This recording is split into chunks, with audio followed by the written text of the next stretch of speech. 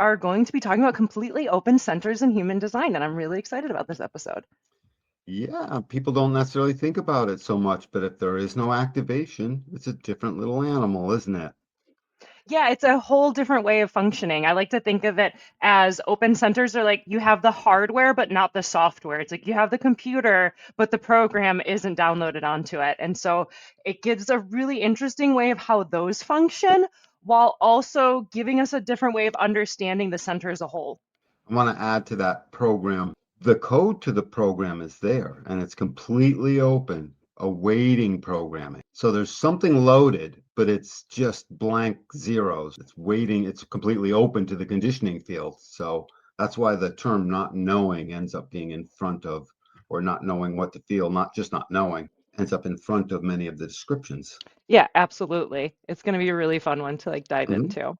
And if you'd like to book a reading with either Danny or myself, then you can check out the QR code right above me, or the link is down in the description box below. You can use code AWAKEN for 10% off, so you can save a little bit and book a reading with either Danny or myself. Yeah, it's totally worth it. I can't wait. I hope to be reading for people soon. Absolutely. And if you've been getting a whole lot out of our channel and you'd like to help support us and maybe donate a little bit, you can check out the code above, or again, it's down in the description box below. And we appreciate anything you would like to share with us. And with that, thank you to everyone who is watching, liking, subscribing, hanging out, commenting, asking us questions, doing all the fun things. We love having you, and let's get into it. Let's do it.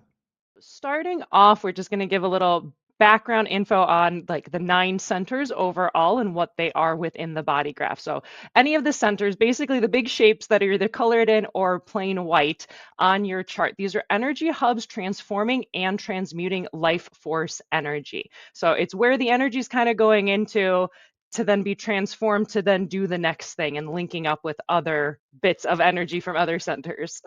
So there's different configurations of how these shapes are going to communicate within your chart. So first up, we're going to talk about defined centers, and that's when you have 2 gates forming one channel, and this provides consistent energy. So here on our graphic, you can see that this is the sacral and the solar plexus. So these are colored in, so that means that they're defined, and it's the 59, gate 59, and then gate 6, that 2 gates form the one channel, which is the 59-6, which then defines both centers. And then there's consistent energy. So it infers that as soon as you have those 2 gates in your body graph, or any 2 gates on opposite sides of a channel, they create the channel.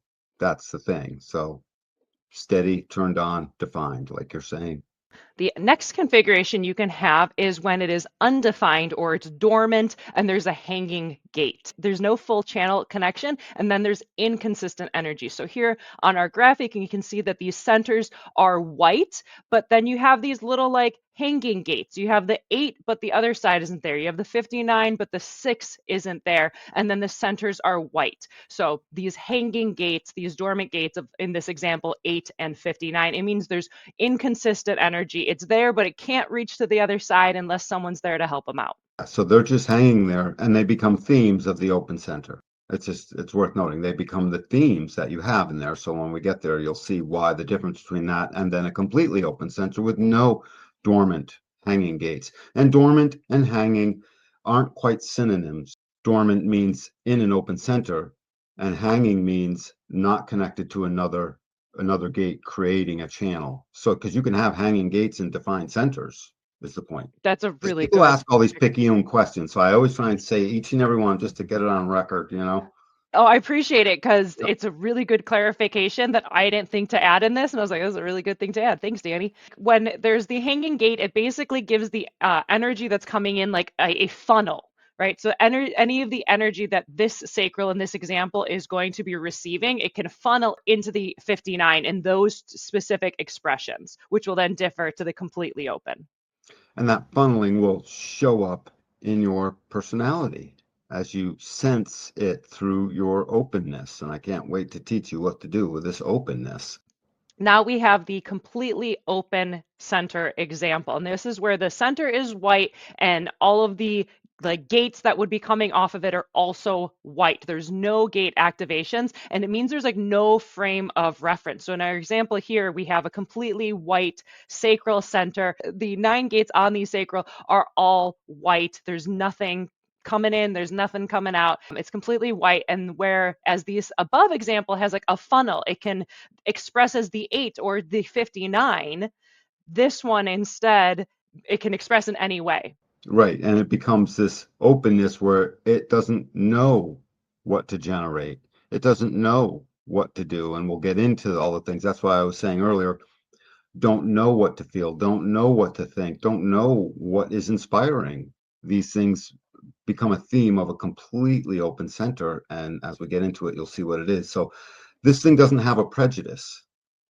If and prejudice and biases are good, right? We have to have them.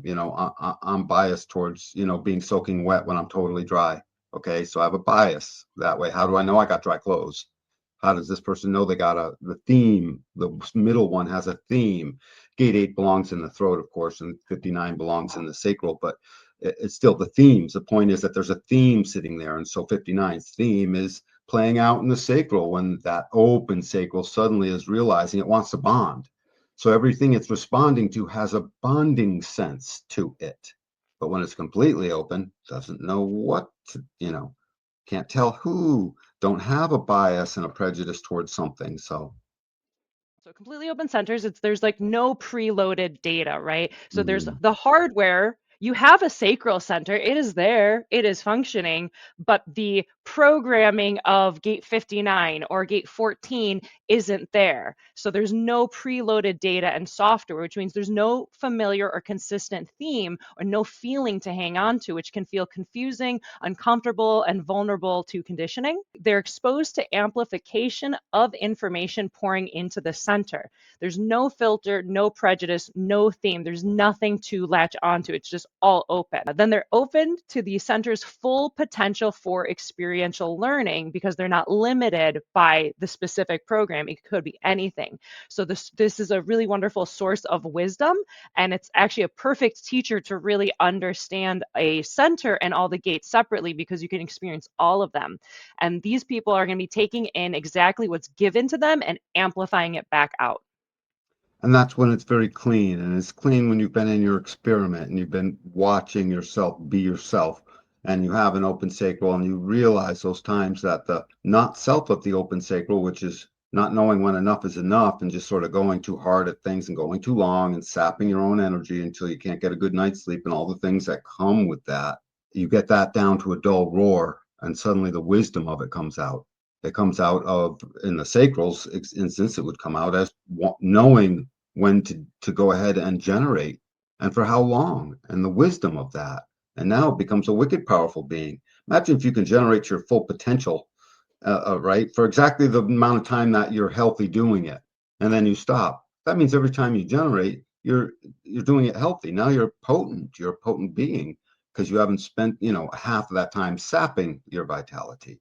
And that within that full expression, in the example of the sacral, like this person who would have a completely open sacral would fully understand each separate gate, how it works, what are the right ways that it works, what are the wrong ways that it works, and then I can choose to use this one, this one, this one, but not this one. It's like they get to almost be more picky and play with the full variety of expression.